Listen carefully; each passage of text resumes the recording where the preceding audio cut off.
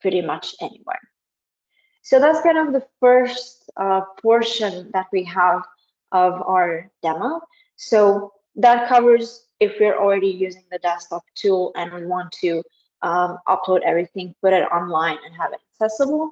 So let's go ahead and let's complete the circle and go back to QGIS with our data. So what we can do, we could simply prepare this map for data collection and continue collecting data here and then work with this data later in QGIS. But I have actually prepared another map for us just so we can see some other data as well, a bit simpler in color. I think your eyes will appreciate it. So in this case, we have pretty much the same data, it's the same area, but here we actually have a incident reporting layer set up.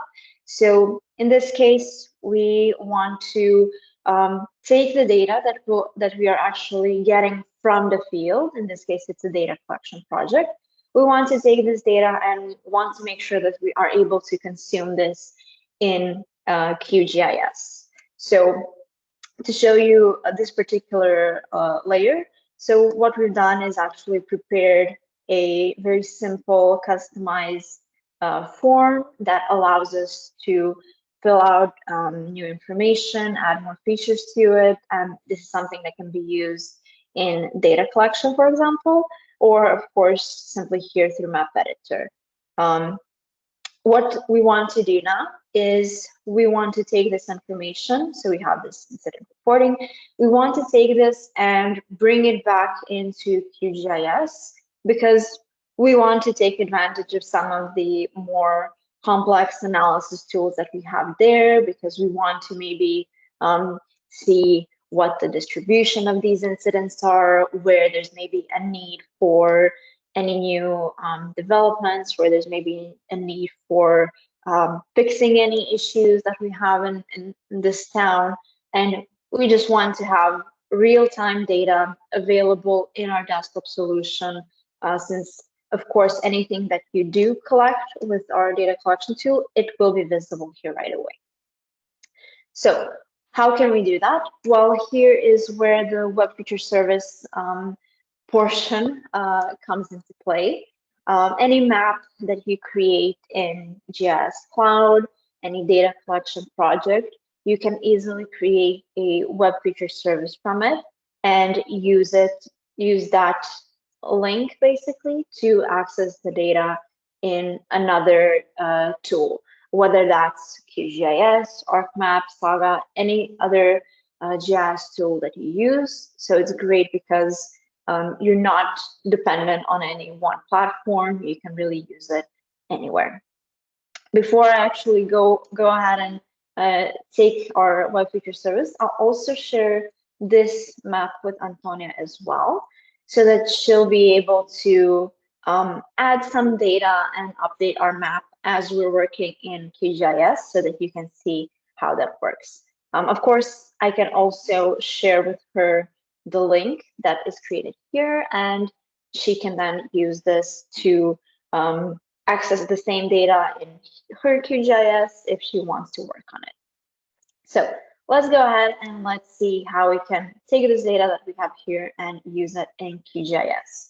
So all we do is we copy our link over here, and let's go back to the same map here because it is the same area. And let's just add our web feature service layer. Let's make a new connection. And we'll call it this incident reporting. Okay, and since that is a private map, we will need to log in credentials, but it's pretty quick. Okay. This is just because we have a password entered. And let's go ahead and connect. So any layers that you have in the database, they'll be visible over here. So let's go ahead and start adding them. We don't need to add all, of course, since all of the layers are kind of full, you can actually choose to just add the ones that you really need. So what I'll do, I'll add our incident reporting, and we have it here on our layer list. And I'll also add some of the parcels here since they are a bit different than what we had before. Okay, that's pretty much it. Let's maybe turn off some of the layers that we had before so it's a bit more easily visible. And I'll just go ahead and quickly maybe make this even more visible for you guys. Maybe make this a bit bigger. Okay.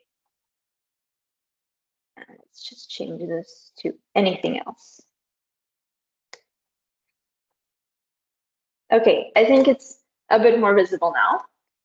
So what do we have here? Of course, we have our layer, all of the information that we had in Map Editor back in GIS Cloud.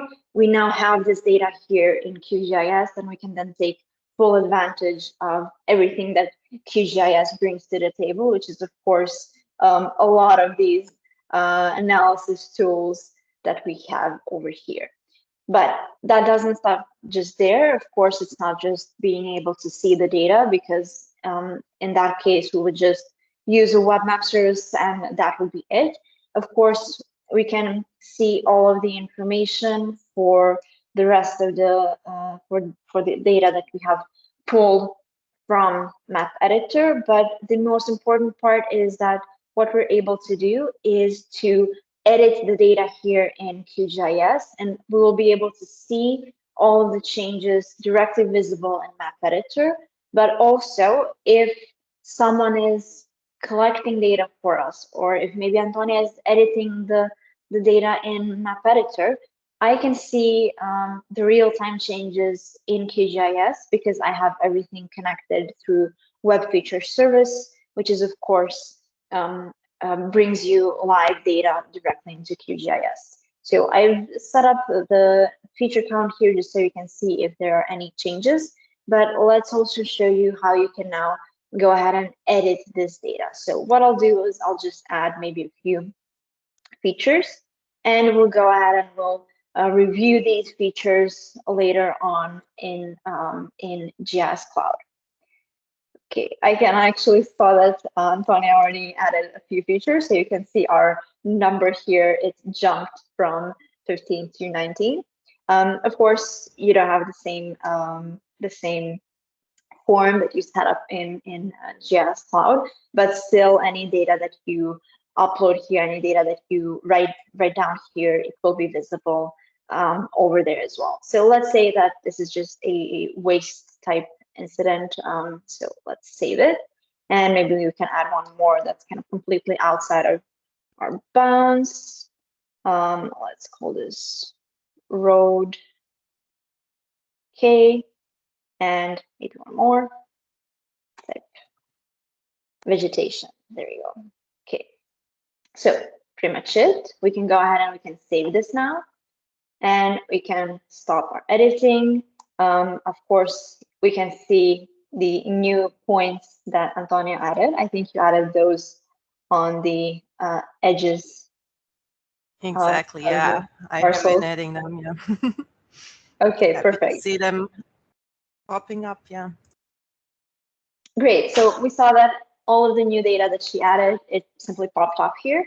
And now if we were to switch over to Map Editor, we could, of course, see not just the information that she added, but also the points that we added here through QGIS. For example, we have this this point way over here in the park, and we added a couple of more here. So let's go back to Map Editor, and let's see our map. And of course, it refreshed, and we have all of our data here. So this is the point that we added through QGIS. I believe it was this one here as well. So pretty cool. All of the data is visible right away. And it simply means that anyone else who you're sharing this data with, they also have this real-time information. So they're not waiting for your feedback here. You just have everything. You have everything right here visible. Okay, pretty simple.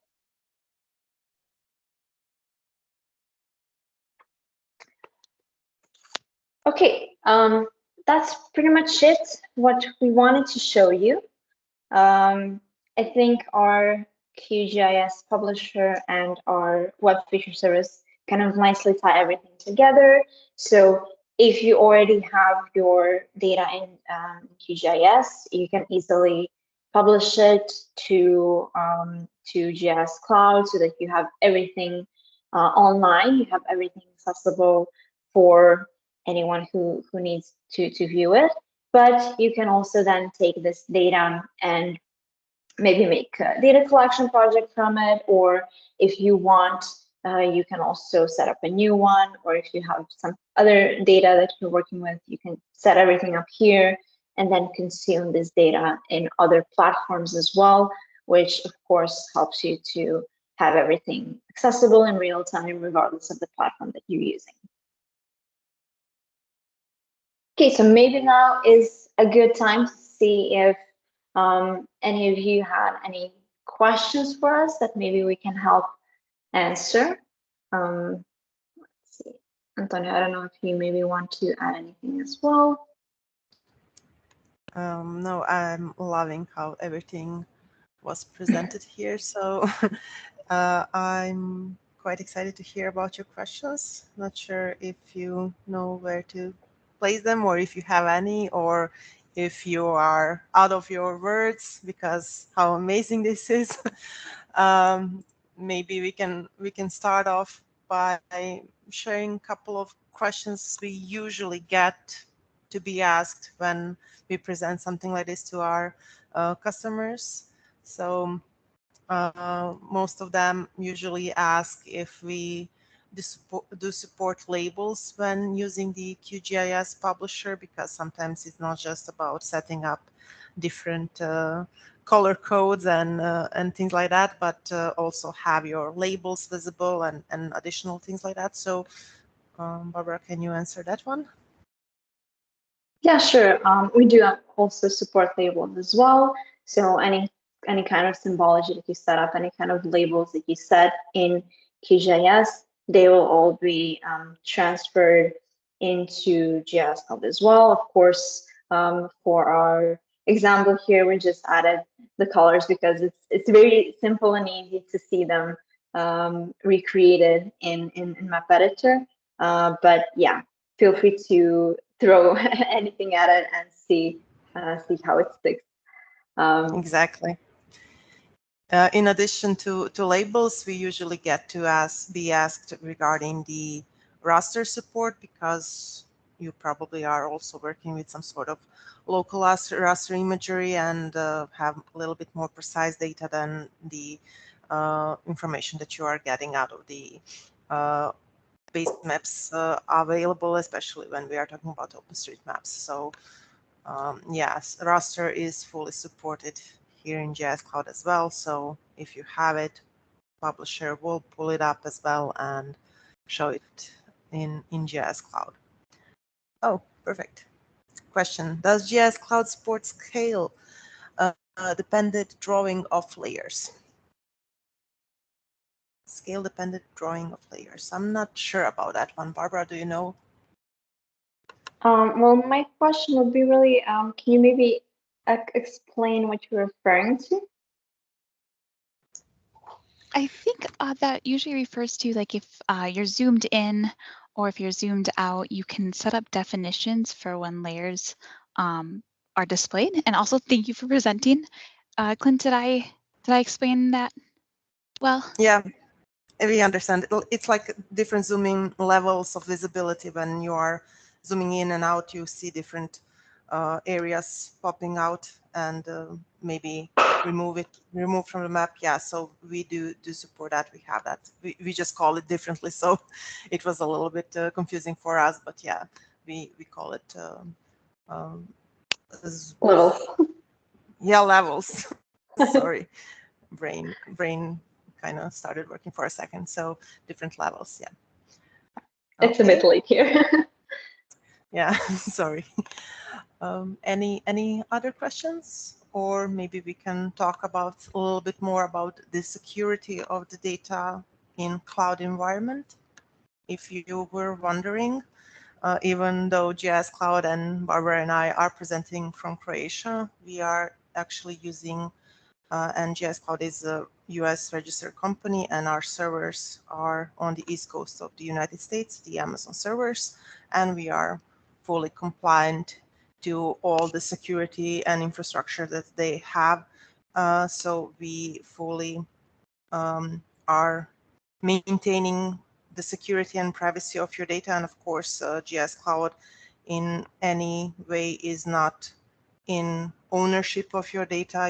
Even though if you upload it and use our servers, you are still in full control and have the ownership over the data. And of course, whatever you do with it, we don't have any kind of access to your accounts unless you give us permission to do so, because we are also GDPR compliant. So we do take this kind of thing seriously, and especially when we are talking about cloud environment, it's a really sensitive topic, and we are fully open about it and share the whole infrastructure and security that we have in place for maintaining the privacy and security of your data. Any other questions from you guys? I think that I covered the three most often ones that we get to be asked. No? While you're talking, I'm just adding a few more points. So it's just a bit more here. Can you demonstrate some of the analysis feature? Yeah, we can jump on that tab, but I'm not sure how much time we got left. But in terms of the analysis, and that's why we were talking about that kind of full circle up and using QGIS for more advanced work in GIS that you need to do, is because GIS Cloud is not looking to be yet another GIS solution out there and provide the same tools. Oh, perfect. Thanks, Sofia. So we are not trying to add as many GIS tools and functionalities that you already have. Most basic ones that we have are the spatial selection, maybe spatial filters, and under the analysis we have a buffer creation, heat maps, area near, and that's pretty much it. We really don't focus on, we do have like join tables, merge, clone, and things like that, but like we said, that's the whole reason why we created that kind of web feature service, to enable you to have a better approach in some little bit more advanced GIS tools out there to get more out of it. The data collection itself, I'm certain that if you will be joining on the next session after us, our partner from Nubi Group will actually be focusing more on the data collection. But yeah, we do support offline data collection, meaning without no internet connection. That means that you are able to collect new data without any connection, as well as we support offline maps. That means that if you do need to have access to the map to make edits or changes to already collected data, that is available as well. So offline work fully supported. The data is being collected. It's staying in queue. Once you get to the internet, it will automatically push through and be visible on your maps. Exactly. There's so much to say about data collection that it really should be its own topic.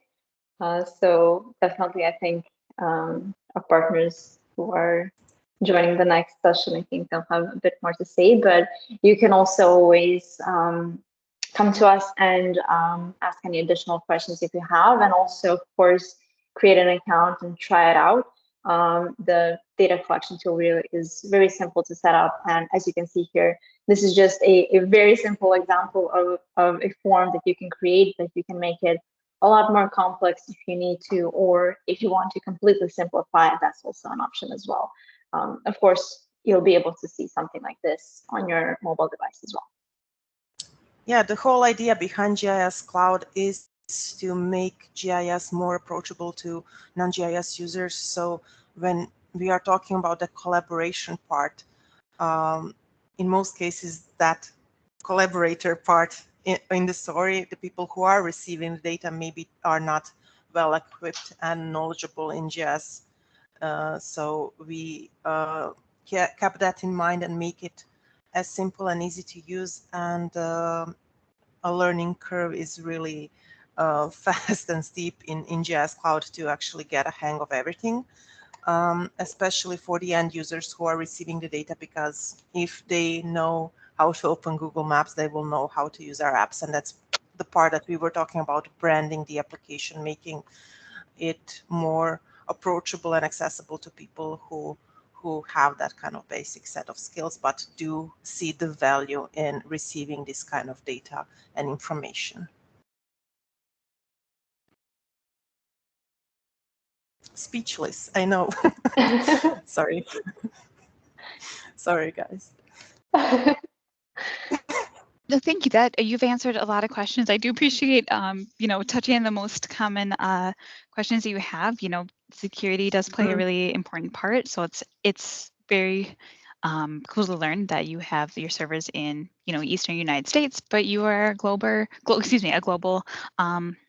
organization. So exactly. And on top of that, we do have some of our users who are actually even not too comfortable with that kind of setup on our cloud servers. So we do have like an on-premise solution as well, where they can actually install everything in-house on their own servers, host the data locally, and use GIS Cloud from that side of things. So we really do try to cover all sorts of scenarios in that kind of division. I did not know that. Thank you for sharing that. That's, definitely good to know. Especially like you said, like if something happens offline, if you have a local server, that's can sometimes give peace of mind if that's an option. Yeah, definitely. And in most, sorry to No, interrupt. But go ahead. Because we do have some experience with clients who really are not, due to some internal setups that they have, it's really not even legal for them to host the data out of their local server environment, and that's why we actually went in that direction, because it was like we need to have it in-house, but we really need to have this kind of environment as well. So that's why we went in that direction, because not just because it was more secure that way, but due to legal matters, it was mandatory to maybe not host anything out of the local environment. Makes sense. Does anyone else have any other questions? We still have about 10 minutes for questions if anyone has anything.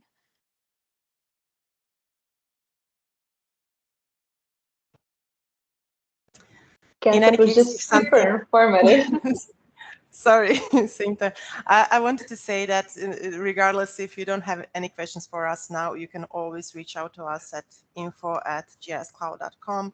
You can schedule a private demo session as well, to go over maybe your specific use case and discuss how you could utilize GIS Cloud in your specific project that you are working on, and maybe see some additional applications that we mentioned today but haven't had a chance to go through.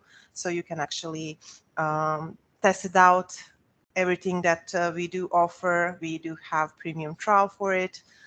So you can get that kind of full experience as you would have if you do decide to move forward with us. So in any case, we always love to jump on live demo calls. We don't have any kind of presentations or things like that. Usually we always like to go directly into applications and go through the functionalities and things that we offer. So if you are interested in something like that, don't hesitate to reach out to us, and we can put something in the calendar. And don't worry about the time zones. We are quite accustomed to it, like we said, from early calls with Australia to late calls with US, so no worries.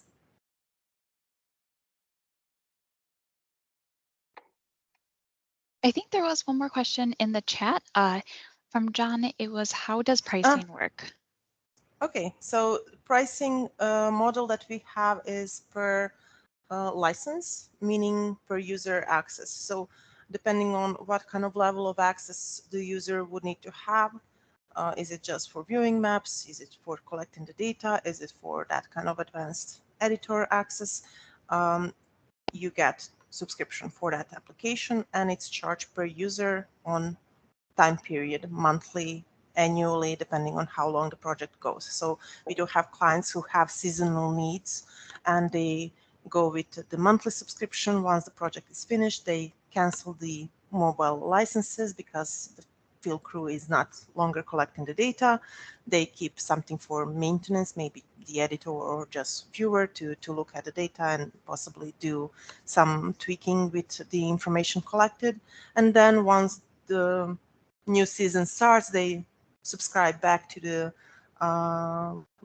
licenses that they need to continue where they left off. So it's quite dynamic, and the idea behind it is that we don't want our customers to pay for the time that they are not using the apps or for something that they are not utilizing, because depending, like I said, depending on the level of access, this is the application that would need to be used, and you acquire that license. And we do have a pretty cool manager page where you can actually manage your entire organization, not for each user to actually go through the sign-on process for themselves, but you can actually manage the organization, create the accounts for them, manage the subscription for them, and then once you have everything in place, you can just let them know, okay, go out and collect the data for me, and that's it. That's everything that you need to worry about. So it's quite flexible, and the licenses itself are not locked to a particular user. That means that you can manipulate them and switch them in between users even during the same subscription period, let's say it like that. So it's quite flexible that way to get the most out of what you are paying for. But if you would like to know more about the pricing, you can, like I said, reach out. We can discuss it further depending on the project and what you actually would need to use.